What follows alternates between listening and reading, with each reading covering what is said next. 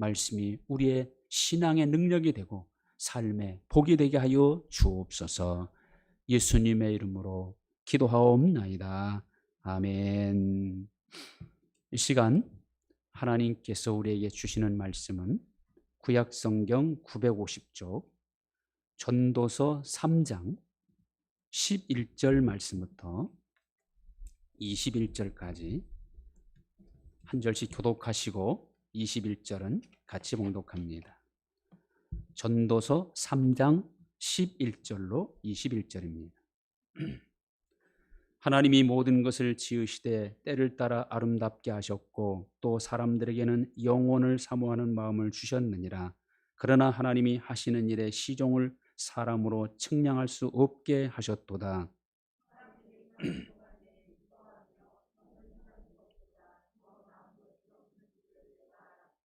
사람마다 먹고 마시는 것과 수고함으로 낙을 누리는 그것이 하나님의 선물인 줄도 또한 알았도다.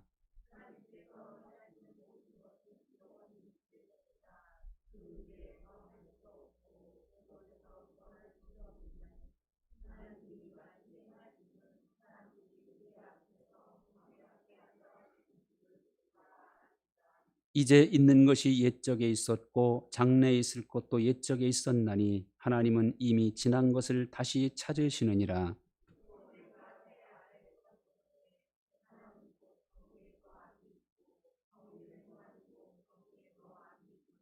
내가 내 마음속으로 이르기를 의인과 악인을 하나님이 심판하시리니 이는 모든 소망하는 일과 모든 행사에 때가 있음이라 하였으며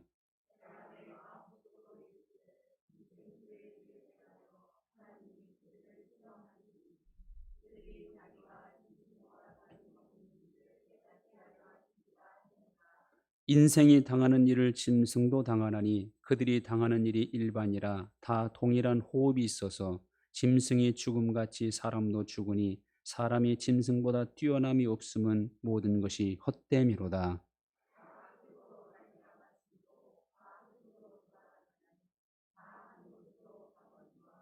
인생들의 혼은 위로 올라가고 짐승의 혼은 아래 곧 땅으로 내려가는 줄을 누가 알랴. 아멘.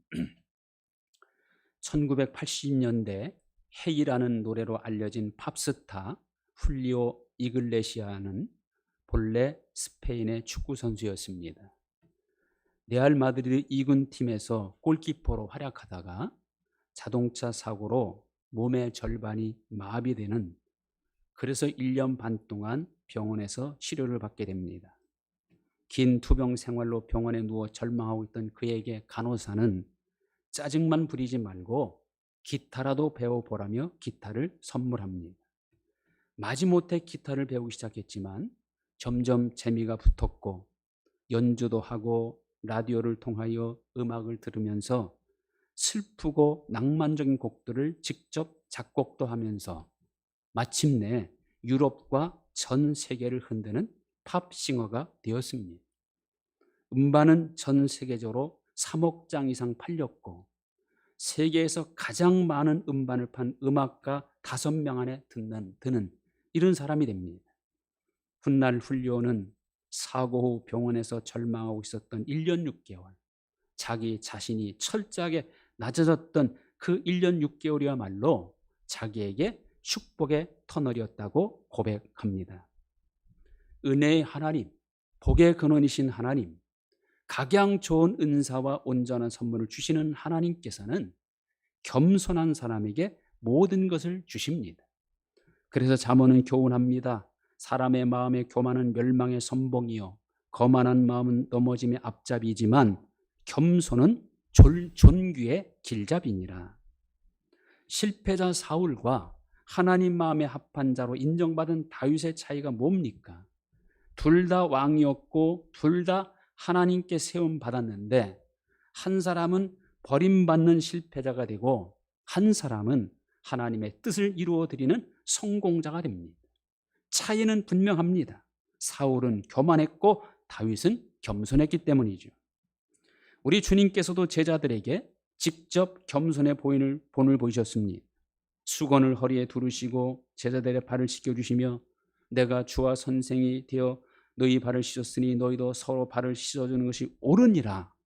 그리고 하나님의 나라는 어린아이같이 받들지 않는 자는 결단코 들어가지 못하리라 경고하셨고, 덧붙여서 자기를 높이는 자는 낮아질 것이고 자기를 낮추는 자가 높아지리라고 말씀하시죠. 그러나 무엇보다 우리 주님은 자기 자신이 낮아지시고 작아지셨어요. 하나님의 본체로서 모든 영광을 받으시고 모든 것의 주인이시지만 그 모든 것을 비우시고 사람의 모습으로 작아지실 뿐 아니라 십자가에 죽는 데까지 복종하시고 낮아지셨죠. 그렇게 작아지시고 낮아지신 예수님을 하나님께서는 어떻게 하십니까? 실패자로 낮아지고 작아지신 채로 그냥 두십니까? 아닙니다. 가장 낮아지신 겸손한 예수님을 가장 높여주셨고 모든 사람이 그 이름 앞에 무릎을 꿇게 하실 만큼 존귀하게 해주셨습니다. 우리 하나님은 그런 분입니다. 겸손한 자에게 은혜를 베푸시고 교만한 자는 대적하시며 물리치시는 분입니다. 그러므로 우리가 하나님의 은혜를 받으려면 겸손해야 하고 항상 지속적으로 받으려면 항상 겸손해야 합니다. 교만해지는 순간 망함이 시작이 되는 겁니다. 역대하 26장에 유다왕 우시아에 대한 이야기가 나오지요. 그는 16살의 왕이 됩니다. 나이도 어리고 그런지 모르지만 처음에는 하나님을 의지하고 하나님 보시기에 정직히 행하고 또 그 당시 하나님의 묵시를 밝게 하는 스가랴라는 사람이 있는데 그 사람이 살아있는 동안에는 이 우시아가 하나님을 찾습니다. 하나님의 도움을 구하면 나라를 다스립니다. 그러니까 하나님이 그를 도우사 형통하게 하십니다. 블레셋 사람들, 아라비아 사람들, 아몬 사람들까지 다 치게 하시고 그들로 하여금 이 우시아 왕에게 조공까지 바치는 강성함을 누리게 됩니다.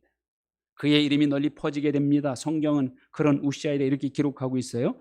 그의 이름이 멀리 퍼짐은 기이한 도우심을 얻어 강성하여짐이었더라. 그런데 이때부터 문제가 생겼어요. 강성해지니까 그가 변합니다. 어떻게 변합니까? 역대하 26장 16절에 보면 그가 강성하여짐에 그의 마음이 교만하여 악을 행하여 그의 하나님 여호와께 범죄하되 곧 여호와의 성전에 들어가서 향단에 분향하려 한지라. 그 결과가 뭡니까? 그 결과 바로 그 다음 절에 이렇게 말씀하고 있어요. 우시아 왕이 죽는 날까지 나병 환자가 되었고 나병 환자가 되매 여호와의 전에서 끊어져 별궁에 살았으므로 그의 아들 요담이 왕궁을 관리하며 백성을 다스렸더라. 강성해지는 게 문제입니다. 왜 그렇습니까? 강성해지면 인간은 교만에 빠지기 쉽기 때문이에요. 분명 번성과 강성은 하나님의 축복입니다. 하나님은 아브라함의 자손들에게 뭘 약속합니까? 반드시 복주고 복주며 번성케 하고 번성케 할 것을 약속하셨어요. 그런데 하나님이 주신 번성 때문에 교만에 빠지고 범죄하게 된다면 그것은 하나님의 축복을 오히려 저주로 역전시키는 일입니다. 그래서 우리가 지속적으로 강성하고 번성하려면요, 지속적으로 우리는 겸손해야 합니다. 강성함과 번성함 때문에 교만에 빠진다면 강성과 번성은 멸망의 앞잡이가 되고 마는 것이죠. 여러분, 다윗이 평생 크게 두 번 하나님 앞에 큰 잘못을 저지르죠. 한 번은 우리아의 아내 밧세바를 데려다 강제로 동침하는 것, 이건 강간죄입니다. 두 번째는 이스라엘의 인구 조사를 억지로 시킨 거예요. 요압 장군에게 인구를 조사할 걸 명령합니다. 인구 조사가 왜 필요하냐면 전쟁이 일어날 때 얼마나 많은 군사를 동원할 수 있는가 그 숫자를 조사하는 거예요. 요압은 반대합니다. 왜냐하면 이렇게 이유를 댑니다. 사무엘하 24장 3절에 보면 요압이 왕께 아뢰되 이 백성이 얼마든지 왕의 하나님 여호와께서 100배나 더하게 하사 내 주 왕의 눈으로 보게 하시기를 원하나이다. 그런데 내 주 왕은 어찌하여 이런 일을 기뻐하시나이까? 지금 요압의 이야기는요, 하나님께서 언제나 왕에게 100배의 능력을 주셨고 그래서 가는 곳마다 하나님께서 승리케 하셨는데 왜 인구 조사를 하느냐? 이거는 하나님을 의지하는 것이 아니라 사람을 의지하는 것이라 생각했기 때문에 요압은 반대합니다. 그런데 지금 다윗은 지금까지 그 승리를 자기 힘, 자기가 거느릴 수 있는 군사의 소치로 숫자로 돌리려는 거, 이거 교만해진 거죠. 그래서 요압은 반대하는데요. 더 재촉하여 조사라고 합니다. 결국 요압은 왕의 명령을 거역하지 못하고 9달 20일 만에 조사를 마치고 보고하니까 칼을 뺄 수 있는 담대한 자가 이스라엘에는 80만 명, 유다 사람은 50만 명이었다고 성경 기록하고 있어요. 그런데 이 조사를 마친 후에 다윗이 자기 마음에 자책합니다. 그리고 이렇게 자책하죠. 하나님께 내가 이 일을 행함으로 큰 죄를 범하였나이다. 내가 심히 미련하게 행했나이다. 이렇게 자책합니다. 그의 교만, 그가 미련하게 행함의 결과는 너무 비참했죠.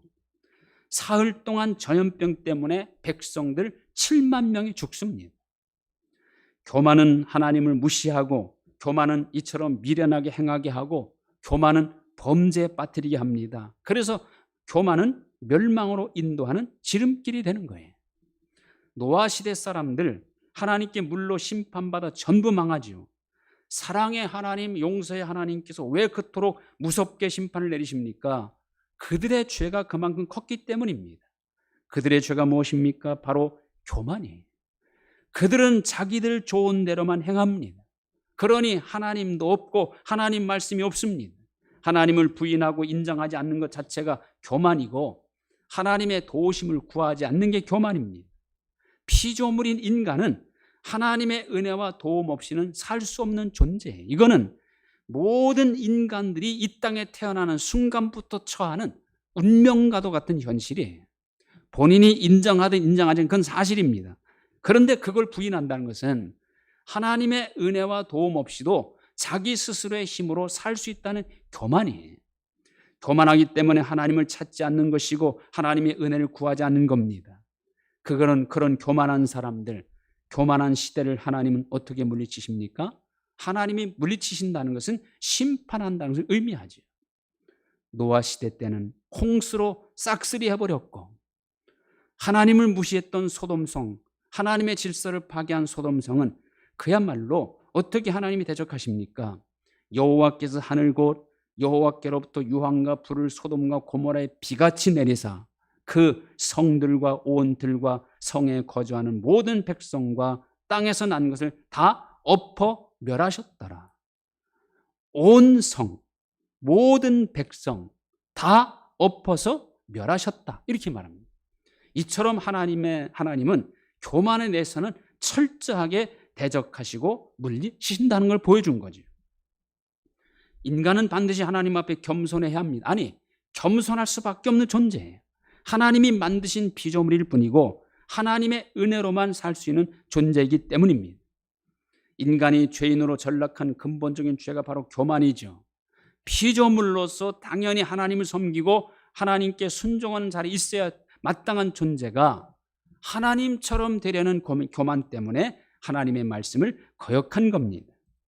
교만한 죄인인 우리를 구원하시기 위하여 예수님께서 겸손하게 오셔서 십자가에 죽기까지 복종하신 것이고, 우리를 위하여 이렇게 희생하시고 겸손하게 복종하신 예수님만이 우리를 죄에서 구원할 수 있는 유일한 분입니다.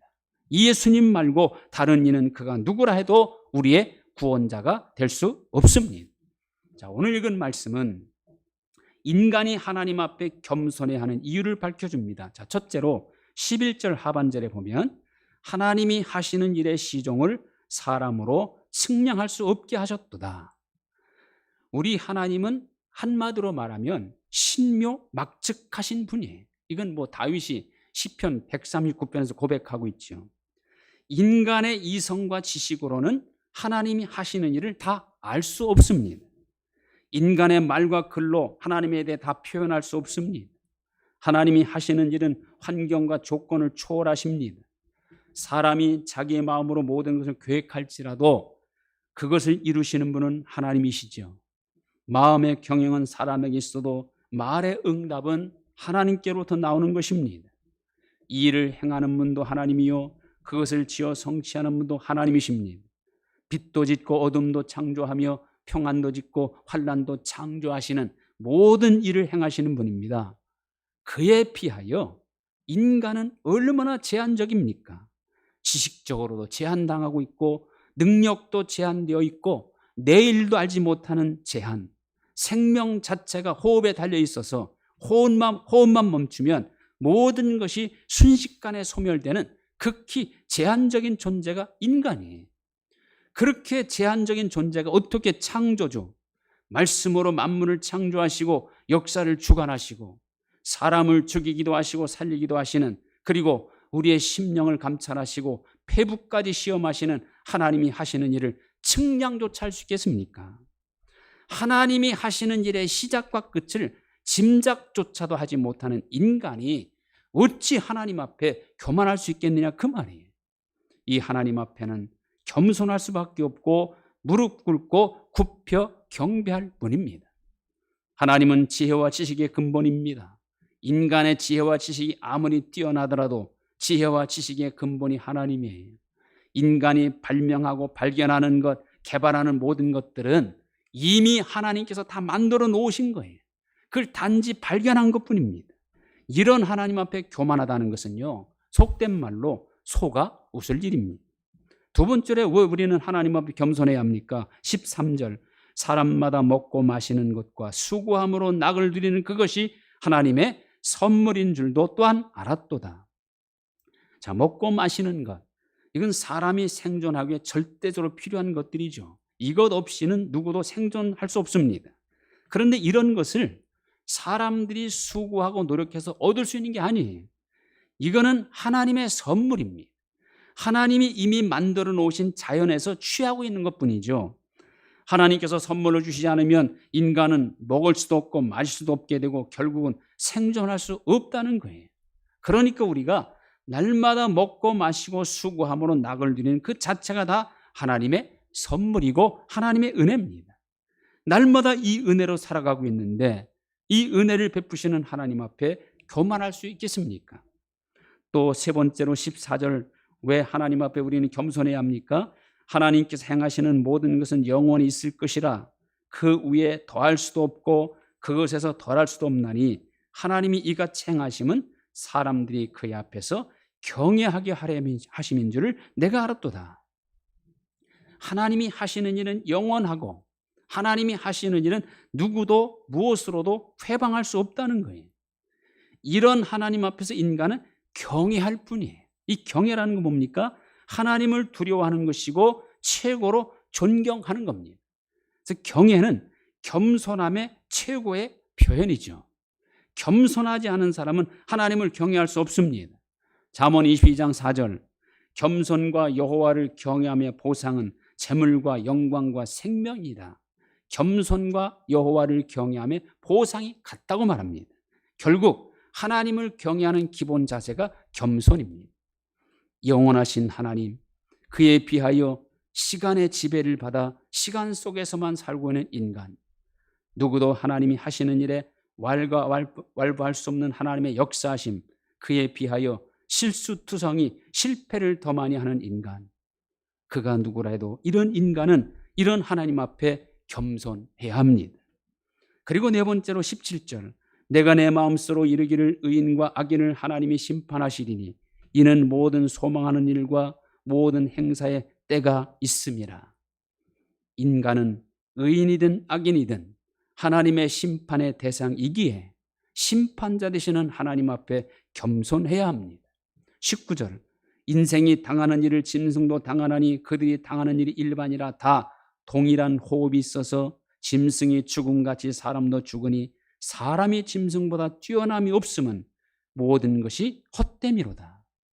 제 아무리 인간이 만물의 영장이라 해도 하나님 앞에서는 짐승과 다를 바가 없다는 거예요. 짐승처럼 사람도 하나님이 정해놓으신 죽음이라는 제한 속에 있고 짐승처럼 호흡을 해야 살 수 있는 것, 욥기는요 더 심하게 표현하잖아요. 벌레요 구더기인 인생이라고 표현합니다. 물론 사람이 짐승과 다른 점은 하나님의 형상대로 지음받았다는 겁니다. 그러나 하나님과 관계를 맺지 않고 사는 사람은, 그래서 하나님의 형상이 파괴된 사람은요 멸망하는 짐승과 같을 뿐이에요.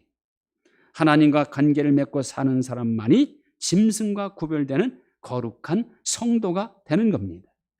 이러나 저러나 인간은 하나님의 은혜로 사는 존재입니다. 믿는 사람이든 믿지 않은 사람이든 사람인 이상 모두는 태어나는 그 순간부터 평생 동안 하나님의 은혜로 사는 겁니다. 하나님이 만들어 놓으신 공기를 마시지 않고는요 5분 이상 살지 못합니다. 하나님이 창조하신 자연으로부터가 아니면 먹고 마실 수 없어 살지 못합니다. 역사를 주관하시는 하나님이 하시는 일을 우리는 짐작조차 할 수 없습니다. 전 피조물 그리고 모든 인간, 우리 한 사람 한 사람은 하나님의 손 안에 있고 하나님의 은혜 안에 살고 있는 겁니다. 더욱이 우리는 하나님께 평생 갚아도 갚지 못할 은혜의 빚을 진 사람들입니다. 그런 존재이기에 우리는 하나님 앞에 겸손해야 합니다. 항상 겸손해야 하고 평생 겸손해야 합니다. 하나님 앞에 교만할 근거가 무엇입니까? 100% 전적인 하나님의 은혜로 살고 있는 겁니다.